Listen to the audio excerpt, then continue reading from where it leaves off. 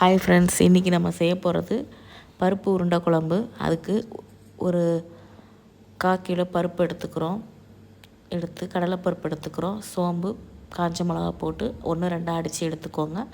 ஒரு பாத்திரத்தில் சின்ன வெங்காயம், கொத்தமல்லி, உப்பு நம்ம அடித்து வச்சுருக்கிற பருப்பை இது கூட சேர்த்து நல்லா பிணைஞ்சிடுங்க. பிணைஞ்சிட்டு உருண்டையாக பிடிச்சி வச்சுருங்க. ஒரு இட்லி பாத்திரத்தில் தண்ணி வச்சுட்டு இட்லி தட்டில் இந்த பருப்பு உருண்டையை வச்சு ஒரு 10 நிமிஷம் நல்லா வேக விடுங்க. ஏன்னா நம்ம குழம்புல போட்டோம்னா இதெல்லாம் உடஞ்சி போயிடும். அதனால தான் நம்ம இட்லி பாத்திரத்தில் வச்சு வேக வைக்கிறோம். நான் எப்போவுமே இப்படி தான் செய்வேன். இந்த மாதிரி செஞ்சு பாருங்கள். நமக்கு உருண்டை உடையாமல் சூப்பராக முழுசாக அப்படியே வரும்.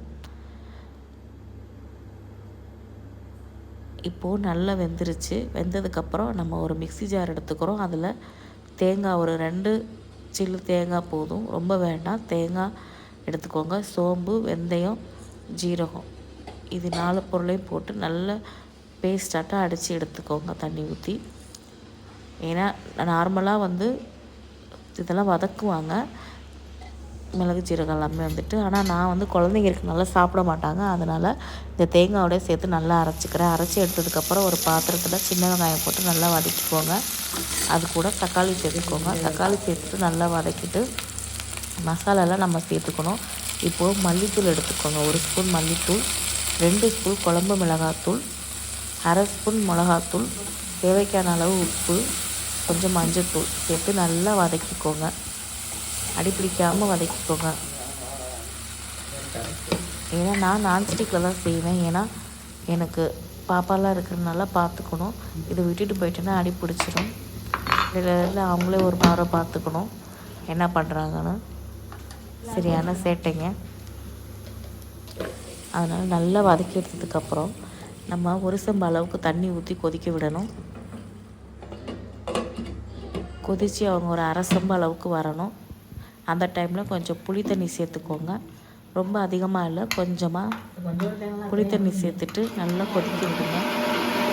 கொதித்து வந்ததுக்கப்புறம் நம்ம ஆல்ரெடி அரைச்சி வச்சுருக்கோம் பேஸ்ட்டு, அதை சேர்த்துக்கோங்க. சேர்த்து லோ ஃப்ளேமில் வச்சுருங்க. இதுக்கு மேலே நம்ம கொதிக்க விடக்கூடாது. லோ ஃப்ளேமில் வச்சுட்டு நல்லா ஃபுல்லாக ஒரு மிக்ஸ் பண்ணி விட்டுருங்க. உப்பு, காரம் எல்லாமே கரெக்டாக இருக்கான்னு பார்த்துக்கோங்க. அதுக்கப்புறம் நம்ம உருண்டை போட்டு கலக்கக்கூடாது. அதனால் இப்போயெல்லாம் பார்த்துட்டு அதுக்கப்புறம் உருண்டையை நம்ம வேக வச்சுருக்க உருண்டையை ஒன்றா உள்ளே போட்டுட்டு மேலாப்பில் குழம்பு மேலே ஊற்றி விடுங்க. கலக்கக்கூடாது. கலந்தால் உருண்டையெல்லாம் உடஞ்சிரும். அதனால் லேசாக மேலாப்பில் குழம்பு எடுத்து ஊற்றி விடுங்க. மூடி வச்சு ஒரு மூடி போட்டு மூடிட்டு கொஞ்சம் ஒரு கொதி விடுங்க. அதுக்கப்புறம் சூப்பரான சுவையான பருப்பு உருண்டை குழம்பு ரெடி ஆயிடுச்சு. இப்போ இதுக்கு காம்பினேஷன் ஒரு ஆம்லேட் போட்டு வச்சுக்கோங்க. வத்தல் வடகம் இருந்தால் ஒரு ஃப்ரை பண்ணி வச்சு சாப்பிட்டு பாருங்கள். சூப்பராக இருக்கும். எங்கள் வீட்டில் இன்றைக்கி பருப்பு உருண்டை குழம்பு. உங்கள் வீட்டில்